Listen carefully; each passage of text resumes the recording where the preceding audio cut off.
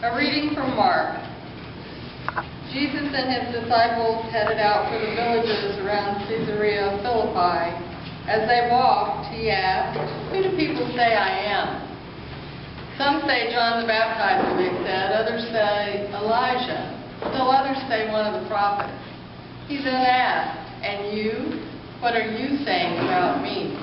Who am I?" Peter gave the answer, "You are the Christ, the Messiah." Jesus warned them to keep it quiet, not to breathe a word of it to anyone. He then began explaining things to them. "It is necessary that the Son of Man proceed to an ordeal of suffering, be tried and found guilty by the elders, high priests, and religious scholars, be killed, and after 3 days rise up alive." He said this simply and clearly so they couldn't miss it. But Peter grabbed him in protest. Turning and seeing his disciples wavering and wondering what to believe, Jesus confronted Peter. "Peter, get out of my way. Satan, get lost. You have no idea how God works." Calling the crowd to join his disciples, he said, "Anyone who intends to come with me has to let me lead. You're not in the driver's seat. I am. Don't run from suffering. Embrace it. Follow me and I'll show you how. Self-help is no help at all. Self-sacrifice is the way, my way, to saving yourself, your true self.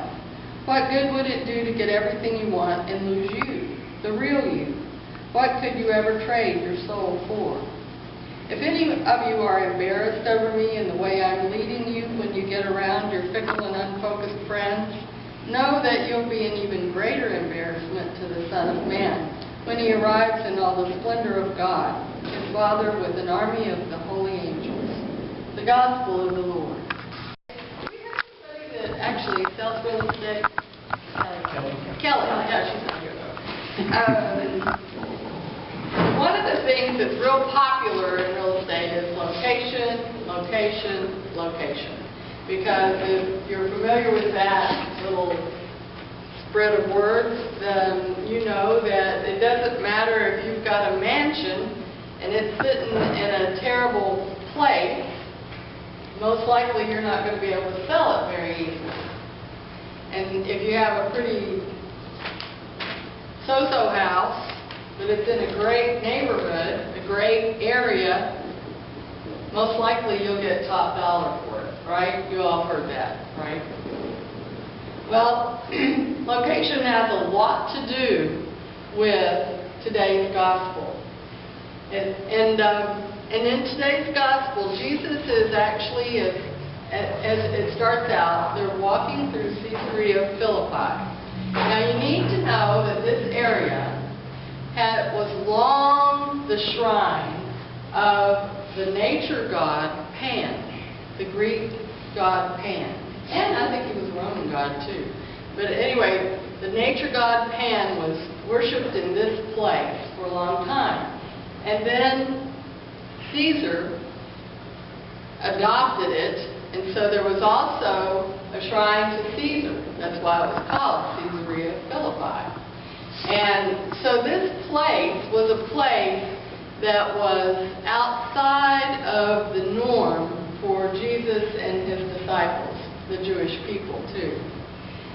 And it's in this context that Jesus asks, "Who do you say I am?" And it's almost like, well, couldn't you have asked that back, near Jerusalem or in Nazareth or in Capernaum? I mean, why are you asking it here when we're surrounded by all these people who are not believers and are kind of not with us? But this is exactly where Jesus asks the people that follow him to stand up and say, "So, who do you believe in? Who do you say that I am? Who am I to you? What relationship do I have to you?" And of course, Peter, for the first time, gets it right. You are the Christ. You are the anointed Son of God. And the reason I think that it's important for us to recognize this little bit of the Scripture in terms of being relative to us is because I don't know about you, but when I am in the context of other Christians, when I am here on Sunday morning, when I am in a small group of faithful believers, when I am in an activity like Friday night picnic with everybody that I'm in relationship who centers their life in God, it's really easy for me to get on my soapbox and say how much I love Jesus and how much I like God and how much I want to follow God and how I want to aspire to live into that reality. It's easy. Now, put me in another context. Put me in a context where I'm surrounded by people who have great disdain for Christians or for the faithful. Although I have to say, when I'm in that context, sometimes people are a little bit afraid. You know, they are. They go, well, they don't want to cross me too much. I think they're a little afraid to get struck by lightning. And I'll take that, you know. But for the most part, people who are really secure in who they are, they don't mind being able to state their own truth and their own beliefs and how they feel. And a lot of times it may not line up exactly to who I am. So I will be honest with you, I will tend to try to be toward relationship more than I will be toward preaching on my soapbox when I'm in that context. But more importantly, what I really find is sometimes difficult, but I don't back off of, is being who I am as a follower of Christ in the context of being surrounded by people who may not be aligning themselves with the love of God at that moment. Let me give you some examples. You can be at the coffee machine at work and all of a sudden somebody starts talking trash about somebody else that's in your office. Do you just quietly leave? Do you join in? Or do you say, you know, that's not a good thing to do? Do we speak up to that? Or when we might be afraid to step out of our comfort zone and help somebody out, because if we help that person out, maybe somebody would think less of us. I don't know who that other person would be, but we've been there. We've been there where we think, well, you know, you've helped.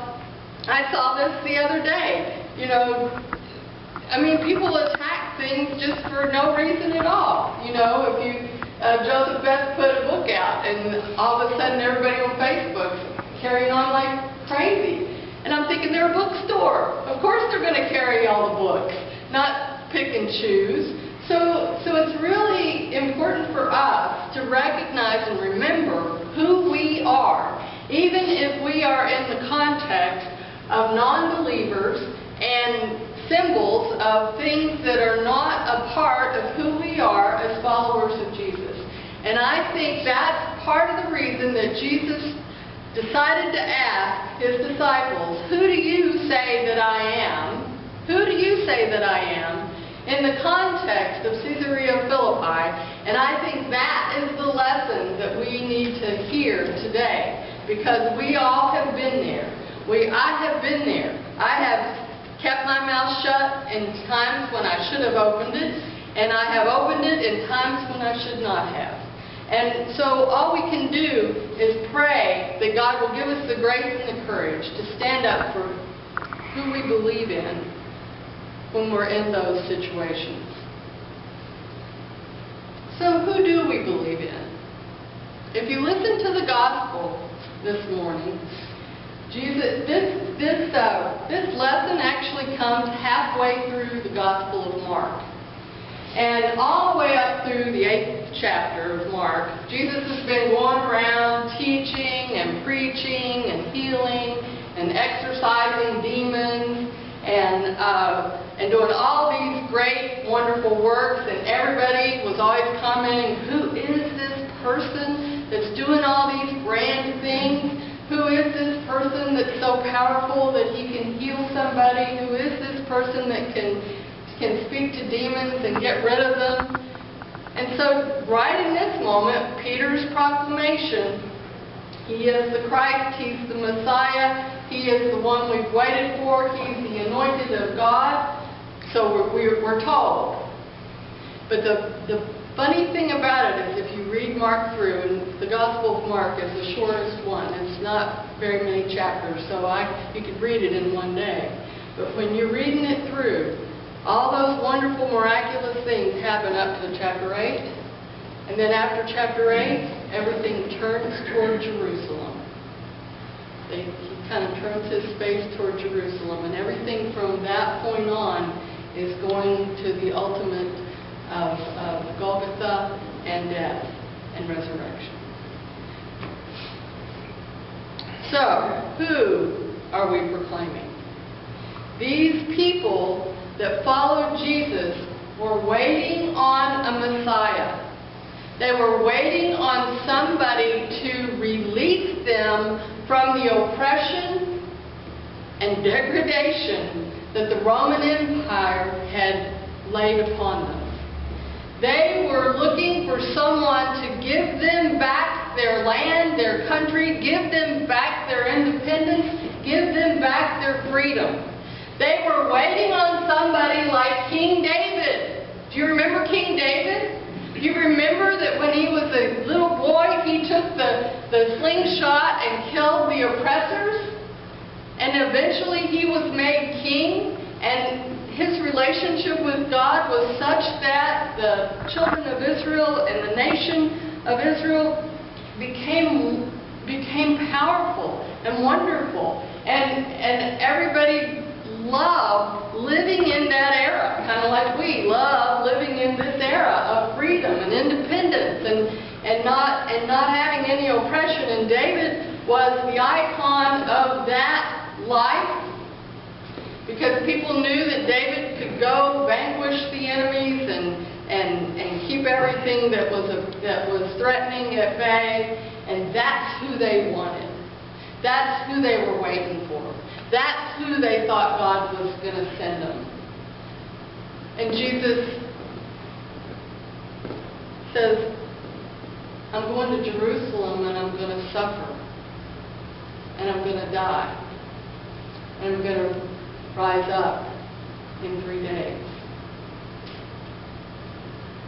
And I can just imagine everybody jerking their head back, like, what? What? What are you talking about? That's not the Messiah. That's not the Messiah. But Jesus stays with it. He gives them the suffering servant that Isaiah foretold instead of the King David. He gives them somebody, the Messiah that he presents to them is not the one they were waiting on, is not the one that they even understand. And not only that, he says if you follow me, if you love like me, if you truly want to be my disciples, if you truly believe what you just said, that I am the Son of God and I'm the Anointed One, and you want to live fully into that, then you must take up your cross as well. Well, that's a different story, isn't it? That's a different story. And it's not so unlike what we do and what I've heard today. Well, I can't believe your God let that happen. That was horrible. I can't believe the church is such a mess all the time. And people fight and argue. That doesn't sound like God. That doesn't sound like God. Well, why is this catastrophe happening in the Carolinas this weekend? If God was in charge and it was in control, those things wouldn't happen. The fires out west wouldn't happen. The mass murders wouldn't happen. All those terrible things. How many of us have heard people say, well, where's your God in all this? It's a different God, isn't it? Because we automatically think our God should be on top of things, and once we say, yep, I'll follow you, that everything's rosy and everything's going to be all right, and everything is not. It's not.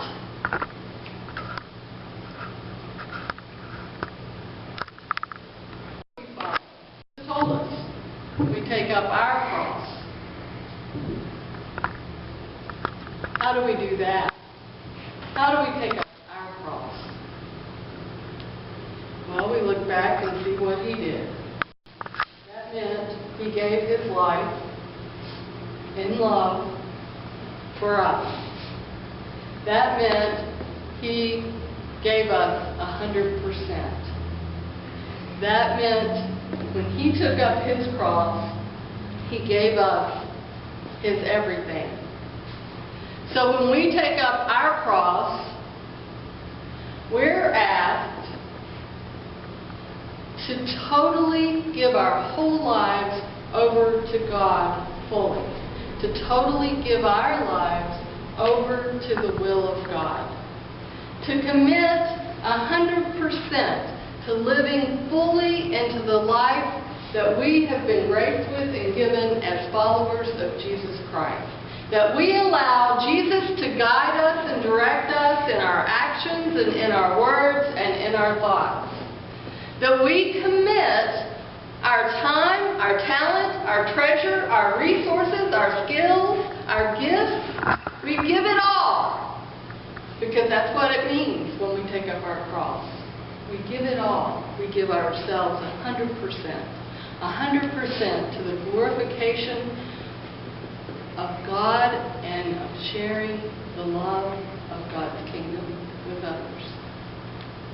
That's what it means to take up your cross. It means 100%. It means the full commitment. Full commitment. So, that's not really like inviting, if you think about it, is it? Is it? So why would we go to all that trouble? Why would we go to all that trouble? Susan Blizzard talks about in her article, This is the Good News, with a question mark. She says the why is Jesus is the source and wellspring of true abundant life.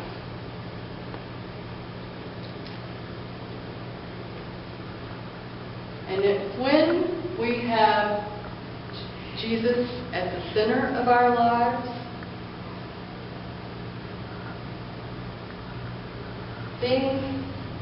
we are filled in ways that money and power and prestige can never fill us. She says it better than I just did.